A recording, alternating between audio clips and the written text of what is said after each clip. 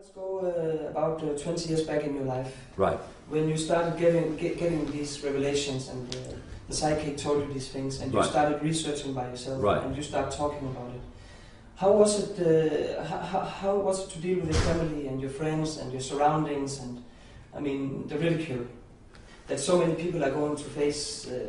I have experienced in my own way because of different circumstances. How did you act upon this, and how was it? Well, pretty much, you know, when you are faced with a tidal wave hitting you almost overnight,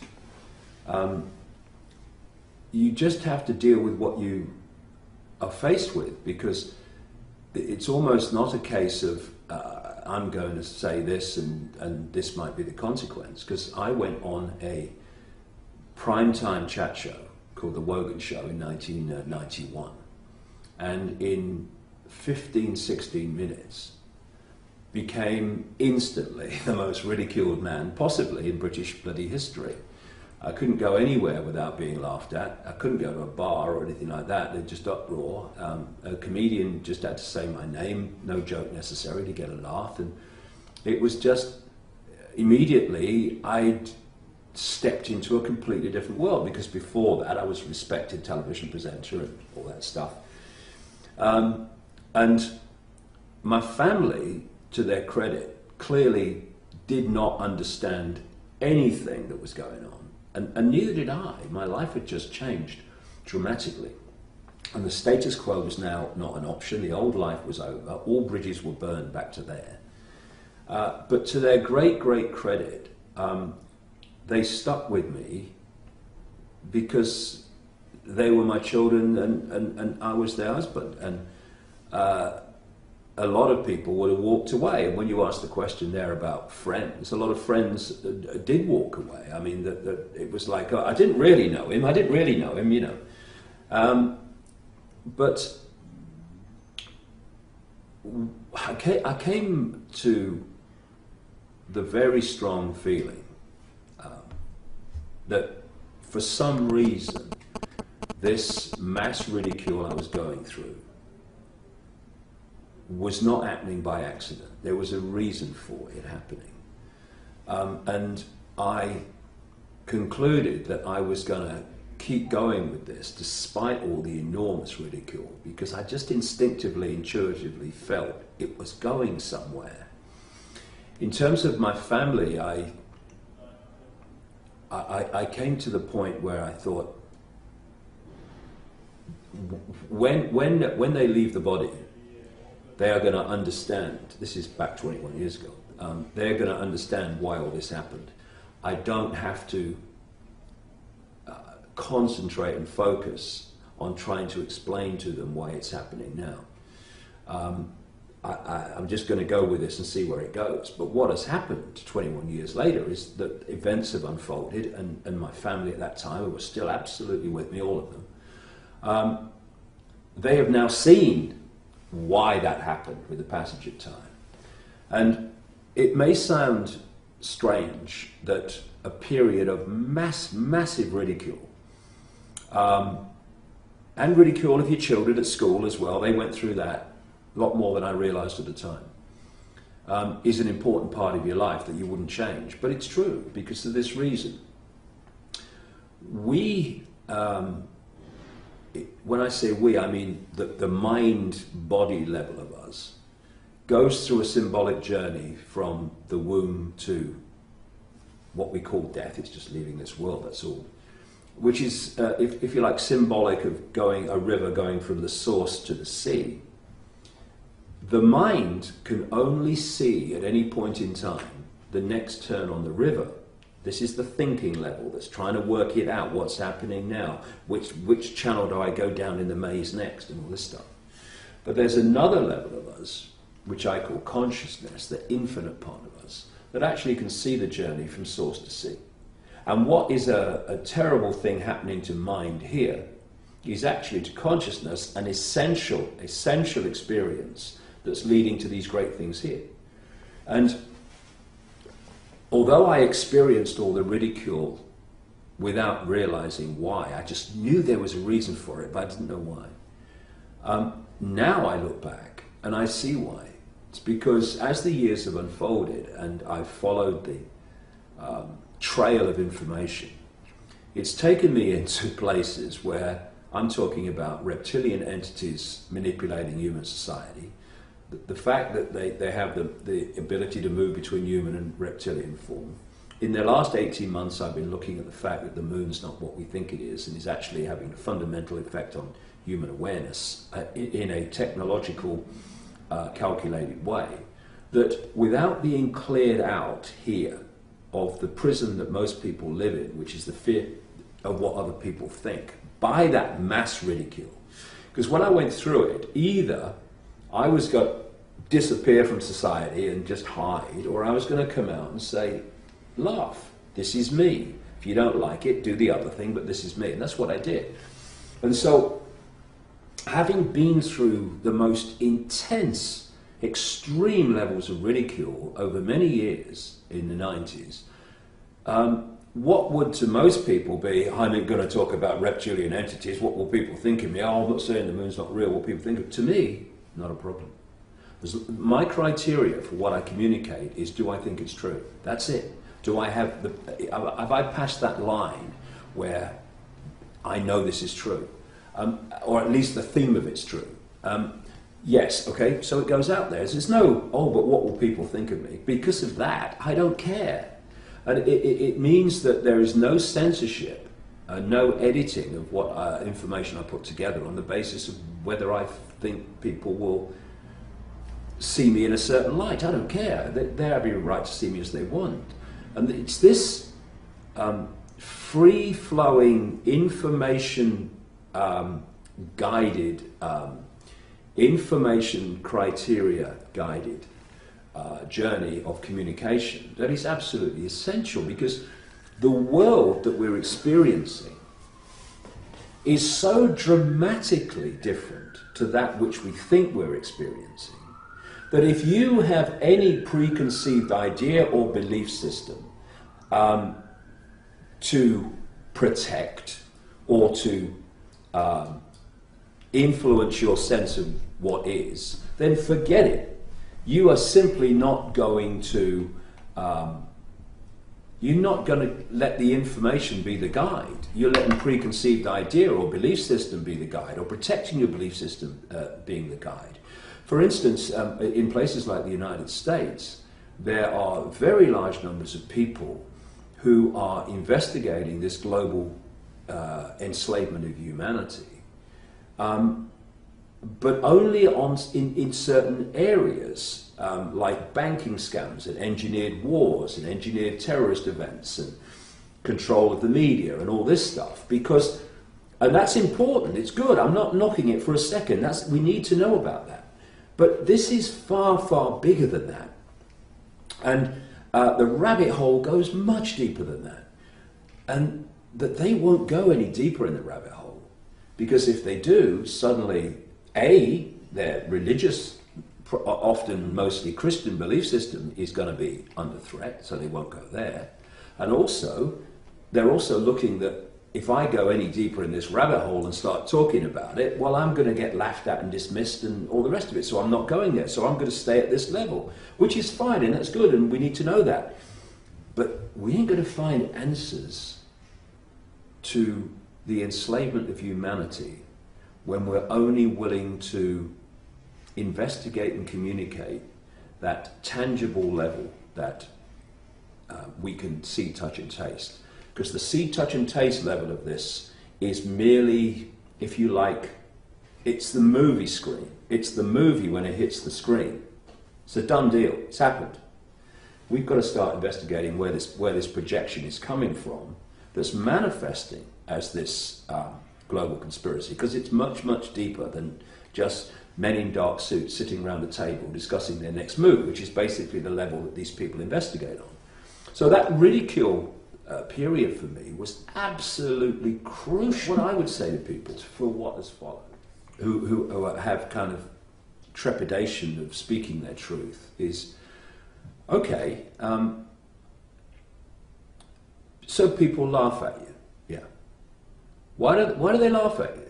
Because they don't respect my right to have a different view from them. Absolutely. So why are you worried what people like that think of you? What's it matter? And the other thing is that, as I know this from long experience, they'll be thinking something else tomorrow. And so many people now are coming to my information because of what I've said before that is now playing out in the daily world. Now, if I had have let the fear of ridicule shut me up all those years ago, I'd have never have written those books. I'd have never have said those things. And then people would not be able to say now, hey, hold on a second, did that bloke say this was going to happen? And there's the thing a phrase I say to people a lot is that you can't unhear something. So when you speak your truth and people go, load of rubbish, you're mad, but they can't unhear what you have said. And if what you have said has any validity, it will eventually be shown to be so by things playing out as you said they will. This is what has happened to me. But unless you speak your truth and accept that, you know, people are going to dismiss it and ridicule it, though not so much now because it's playing out in the television news,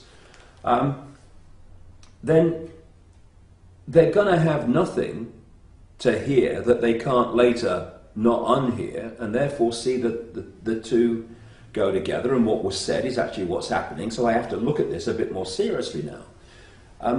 It's so important that we speak our truth, and you know, if our family don't like it, well, hold on a second, why do you have a problem with my speaking my truth, even though it's different to yours? I mean, why don't you respect my right to be what I am? Same with other people. And, you know, we think all the time that when we say something about someone, we are making a statement about them. But all the time when we make statements about others, we're actually making a massive statement about ourselves and our own state of being that makes us make that statement about someone else. And so those people that just laugh and ridicule and don't respect someone else's right to be different, well, they're just making a statement about themselves, not the person that they're targeting. It's very important that we don't concede to the fear of what other people think of us. Because if we do, and the vast majority of people in the world do, we are no longer from that moment on living our own lives. We're not living our own truth. We're not living our own genuineness. We're living someone else's version of what we should be. Now, if you want to be that, that's fair enough. I respect that. It's your choice. Just don't tell me how I'm going to live my life and what I'm going to think and what I'm going to say. Because you cross my line when you do that. And it's this fear of what other people think that makes people conform to very narrow boxes, which they don't even believe in, but they stay in them so that they are within, they are accepted by people around them. If people around me can't accept me because I'm different, well, I don't want them around me. Thank you very much. Bye. When we talk about the world, or we talk about other people, something outside ourselves, we actually make a statement about ourselves. Right. Could you explain this a little? Well, if I'm saying that I'm going to ridicule someone because they're saying something different to me, what I'm saying about myself is I have no respect for anyone else's view other than myself. I feel that, therefore, for me to dismiss this person without any research whatsoever, 99.999% of the time, I'm saying that I know what is right and what is not right about the world, and you don't. And of course, understanding the world is an ongoing process.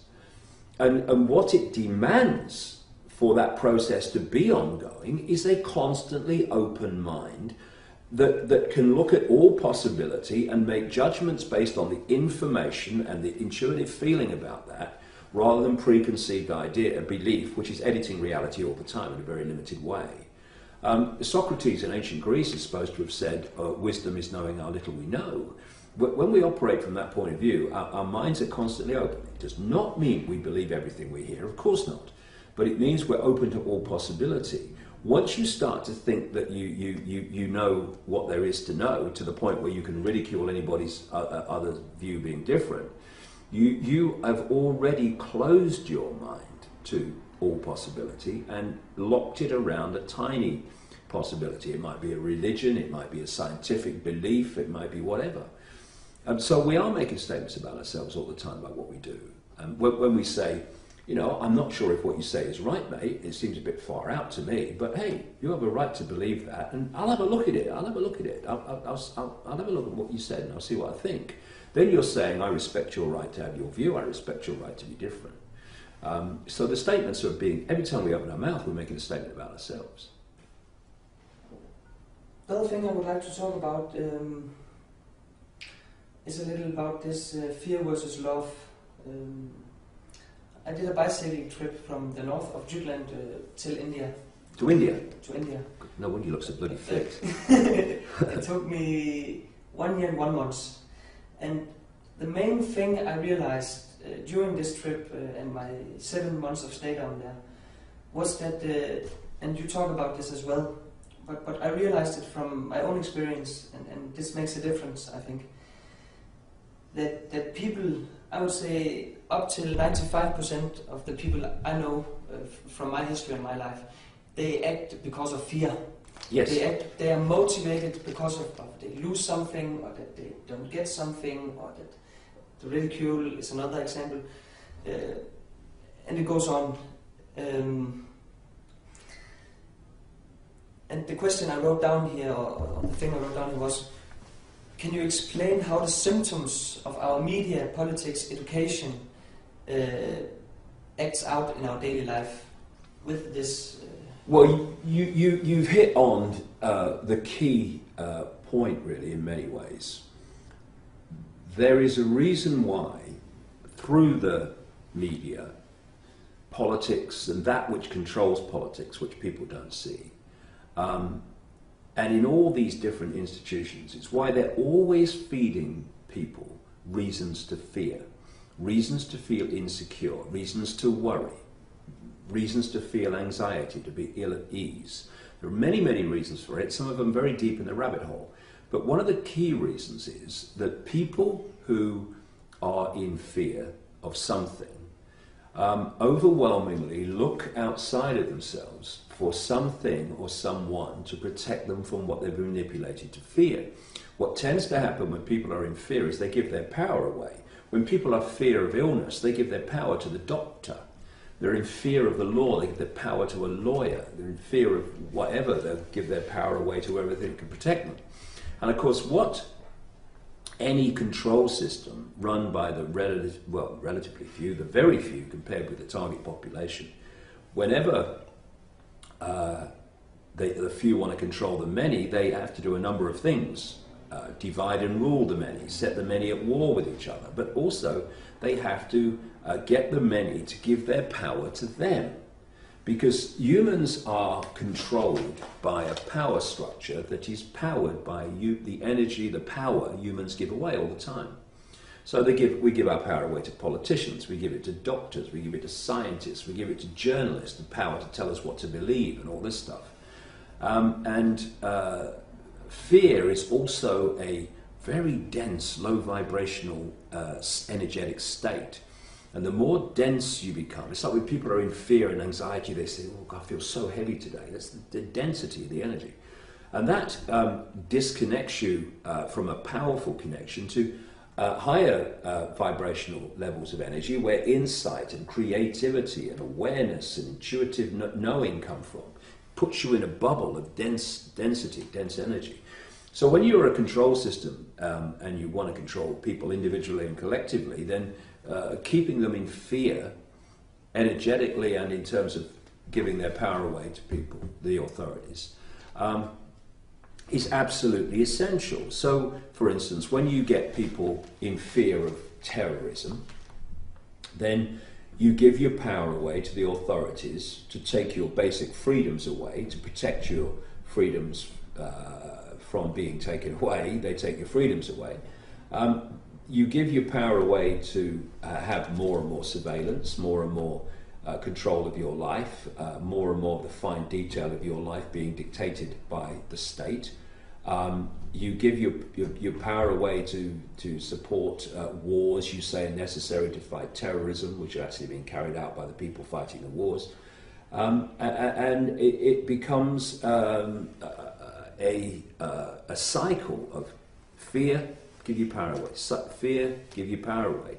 And in the end, the person is given so much power away, they're just a robot, just a computer terminal on the state's internet, if you like. But when you... another thing is that, I emphasize the difference between consciousness and mind. They're all the same consciousness, but they're not in the same state of awareness. I symbolize consciousness, that infinite part of us, as a flowing ocean, and I symbolize mind as like frozen water. They're both water, symbolically, but they're in different states. One's much denser and less aware and less intuitive, less wise than the other. And when you are in a state of ocean consciousness, infinite awareness, you don't deal in states of fear, because there's nothing to fear. You're infinite awareness, and you'll always be infinite awareness, and that's as bad as it gets.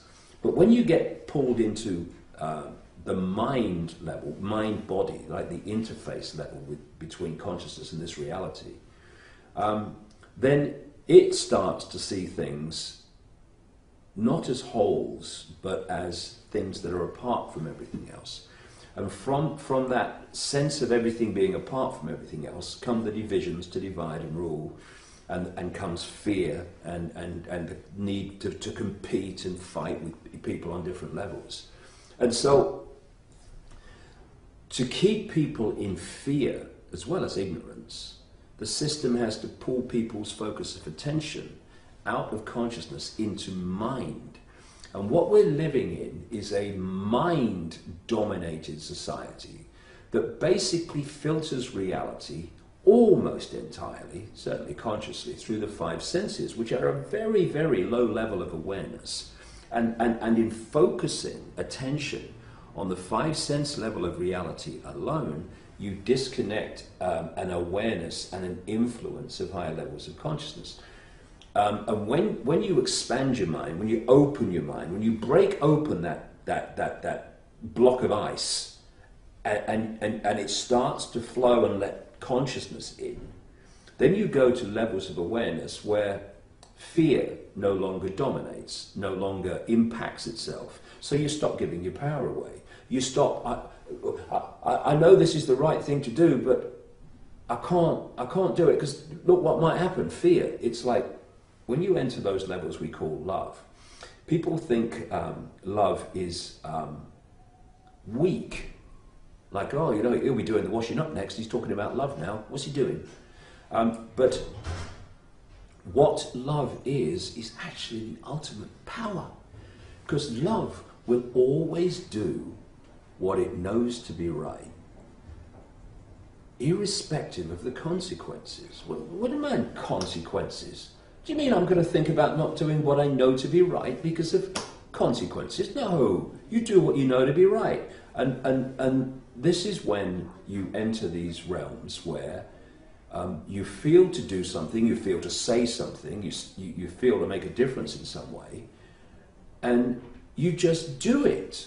And without fear of the consequences. So now the power that fear has to get you to concede your sense of reality and what you do to the state, to the system control, you no longer do that anymore. Love ain't interested in what the system's going to do. It's only interested in what it's right to do.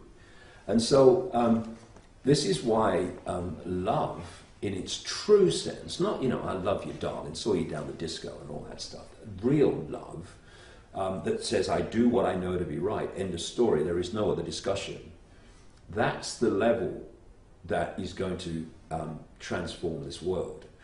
Mind is not going to transform it, where people are sitting around tables saying, well, who's taking the minutes? Okay, so what are we going to decide? The mind is never going to bring an end to something that is mind-made.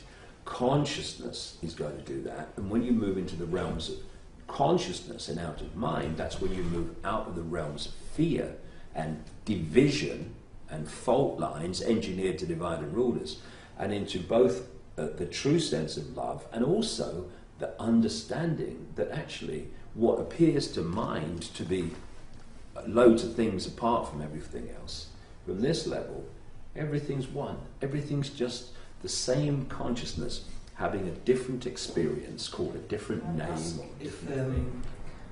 If this vibrating or acting on or with or for love, it brings out creativity and it brings out new ideas, it brings out some might say evolution.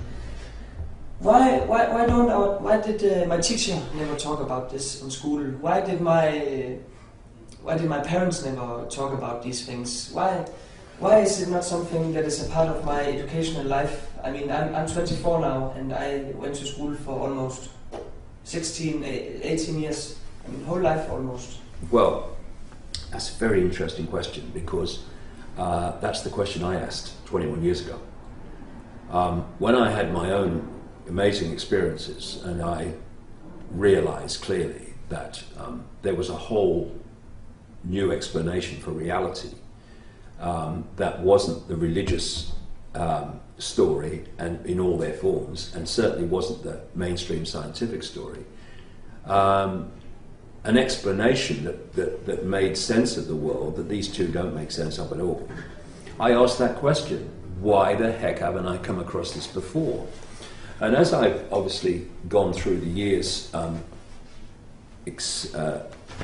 experiencing and researching how the system works, the answer to the question became very clear, because the whole system of institutions in every country is designed not to enlighten people, not to tap into their true potential, but to turn them into software programs that have a perception of self and the world that is narrow enough for them not to see what's happening, but wide enough for them to have the intelligence to serve the system in various ways. They want us to be intelligent enough to serve the system of control, but not intelligent enough to realize it is a system of control. So, if we think about it, you're sitting around a table and you're saying, you're manipulators, and you're saying, how can we get children at the earliest possible age and have control of what they're told is reality through like 5 days a week at least, from when they're little kids right through to their teenage years, so that we'll turn out adults overwhelmingly that see themselves and the world in the way that suits our control system. And someone might say, well, I don't know whether they'll accept this, but I'll tell you the best way. What if we set up a system, I know, let's call them schools and universities, and what we'll do is we'll take the kids away from their families as early as we can. It's right, 4 or 5 would be perfect. And then we will program them through a system of so-called education until, you know, they're closing in on their 20s. And we will then, not in all cases, but in a vast majority of cases, we will get the software program at the end of that process that we set out to get. And then you ask the question about parents. Well, parents, of course, have been through the same system I've just described. So therefore, through no malevolence, they think they're telling their children what is right and wrong and how things are. Where I strongly would challenge these people, people called parents, is where they believe that because they have, say, a religious belief system or any kind of belief system, by definition they have the right to impose that upon their children, often with great pressure, because that is an arrogance beyond belief. You know, you brought this expression of infinite awareness into an experience in this reality. Okay, thank you very much, but it's his experience, it's her experience, it's not yours. Oh, your mother wants you to work in a bank. Well, let me mother go and work in a bloody bank. And I'm not working in a bank. I'm going on a bike ride to India. Oh, where you go? Okay. I'm not asking you to go a bike ride to India, but just don't tell me to go and work in a bank. And this is where we have to, from the very earliest ages, is stand our ground, stand our uniqueness, and say, this is my uniqueness. I'm not asking it to be yours, but don't tell me that I'm going to live my life according to your blueprint. I'm not. Again, you know, you find this peer pressure in schools. The earliest ages, it's like a genetic software program reaction, where even little children will target the one who's different, and I've experienced it, and it's almost like it's in the genetics, it's in the software, but consciousness can overwhelm it. And what we are seeing now, there's no doubt about it, as I travel now, I've been to 55 countries so far, there is a dramatic awakening of people to another version of self. Not the whole massive expansion, but it's teasing out in ways that 21 years ago, when I started on this journey, you wouldn't believe would ever have happened. Because, I talk to a lot of people now, or I talk around the world. I couldn't fill a phone booth for a long time with this information. So there is an awakening going on, there's no doubt about it. But it's so important that no matter how young we are, or whatever our ages, or whatever, that we stand our ground. And by that I mean we stand our truth. And the more people that do that, the more we'll realise how many actually are very sympathetic to this perception of reality, but have never dared say so before because they fear what other people think. I'll tell a quick story. In the early days, when I wrote a book called Truth Vibrations, the first one I ever wrote about anything after I started to wake up, and no one really wanted to know bookshops and stuff, because this was written by this man who's now been ridiculed. But I went to a bookshop in Oxford where the manager was very sympathetic. And he said to me, he said, I've just had a kind of a straw poll, going around the staff. He says, and I reckon about 80% of the people who work, big bookshop, I reckon 80% of the people in that work for this bookshop actually have sympathy with your view of how things are. He said, but none of them knew that 80% of them thought the same, because they were frightened of saying that this is what they believed in, because they feared the reaction of others. And as a result of that, this was locked into them. And if only some people had spoken their truth, then somebody, actually I agree with that. I thank God someone else is saying it. This is why it's so important. We do not concede to fear of what other people think. We do not concede to fear of what they will say about us or whatever. It doesn't matter, because they'll think something else tomorrow. People who now, to their credit, accept that years ago they ridiculed me and laughed at me, they're now reading my books. Because if I'd have conceded to fear, I wouldn't have written the books, they wouldn't be reading them now. This is why, what is our truth, okay? Speak it, live it. And that's how we change things, not by keeping our heads down, because that doesn't change anything.